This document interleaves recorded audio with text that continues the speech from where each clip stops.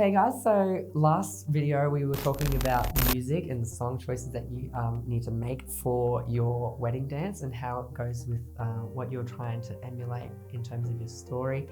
Today what we're going to do is we're going to be talking about choreography, okay? So music and dance are very, very synonymous, so it's very, very important to understand the relationship between the two. And yeah, we'll get straight into talking about choreography. Last episode we were talking about music for your first dance, okay? So obviously another really big part about dancing is choreography, okay? So whether you're the choreographer watching this video or you're a bridal couple looking to start going to dance lessons to have a choreography done, this video should be able to help you with some tips. So very often my clients come to me and they say, Mitch, like we want you, we've got this song, we've got this idea of what we want to do. Can you just like choreograph it? And while there's nothing wrong with that, happy to do that all the time, I do always encourage my clients to have an idea, go home, do some research about what sort of dance movement they want to do. Is there any particular steps they've seen other videos, wherever they may be, that they want to include in their routine? And to be honest, sometimes, especially the brides, they've been having their dream dance, their dream wedding in their mind since they were 5 years old. So they've generally got a good idea on when and what they want to do in their first dance. So I always encourage people to come in and give me that information. I'll make it work tangibly, and your choreographer, whoever you're seeing, will make that work. It's much better to make it a collaborative process where you guys are having input into your own dance routine. Choreographers can give you choreography, but you can be doing the same boring steps, you know, and it could be the same generic sort of look that everybody has. Everyone is different and everyone brings their own flavor to dance styles, even if it might be the same steps. So by having a bit more of you in there, it's got to be a lot better. So your choreographer should know better in terms of like making a dance style suit you and your personalities. And that also comes down to the creativity that they have and the input that they have with the music that they've been given to create your magical first dance too. Now, first and foremost about choreography and with the song, we've already discussed about picking a song that has a nice beginning, middle, and end. You need to make sure that the choreography that for your first dance has a beginning, middle, and an end.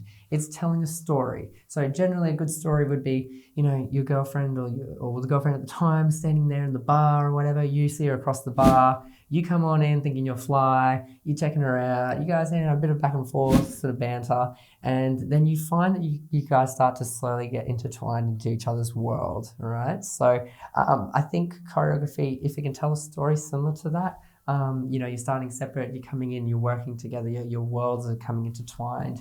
And I feel that tells like a really great story, and it really shows and represents the affection that is your love for each other. I mean, it's your wedding day, it's your first dance as husband and wife.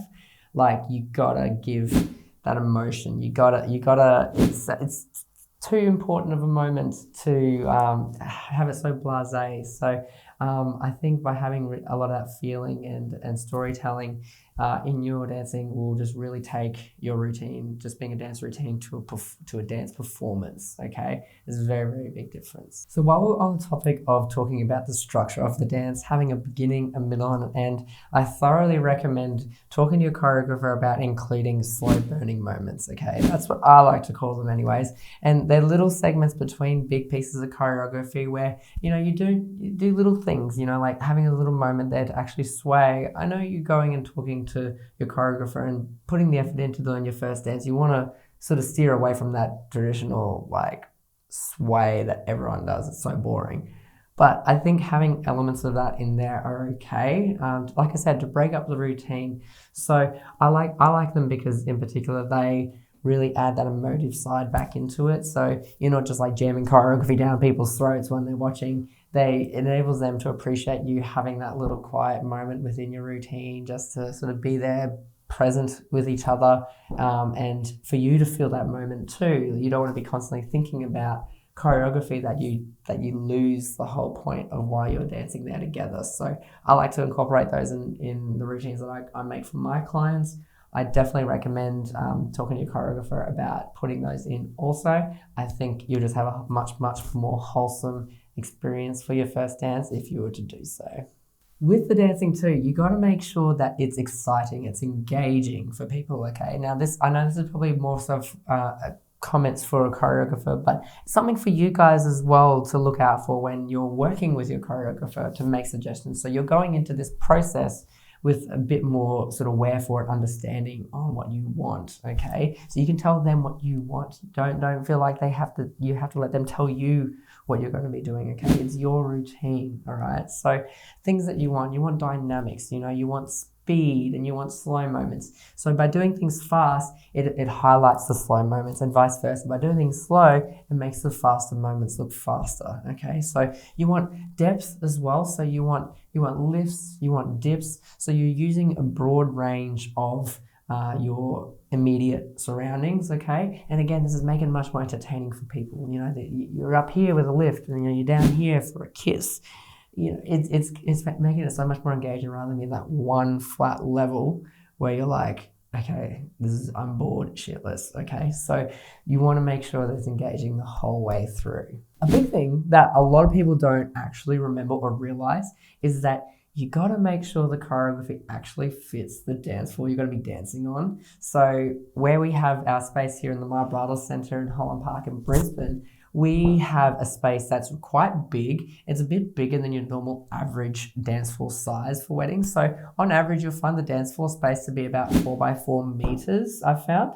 And I'm sure you'll find the same as well. So you want to make sure that if you are practicing or learning choreography in a space that is bigger than what your dance floor space is going to be on the day, go through, put the effort in, get your choreographer to tape, just get whatever tape, like a masking tape or whatever, and actually create the shape dance floor that you're going to be dancing on, whether it's a square, rectangle, semicircle. Actually map it out and the distance as well, because then that way you're going to be practicing and getting used to dancing on that size floor, even though you're not on it. So very, very big tip there. I thoroughly recommend doing that when you're learning your choreography. Also on that point too, it's good to understand your orientation with the dance floor as well. I've got a couple at the moment, their dance floor over in Bali actually, they have a semicircle. Obviously there's only going to be one spot for their friends and families to stand because the outer circle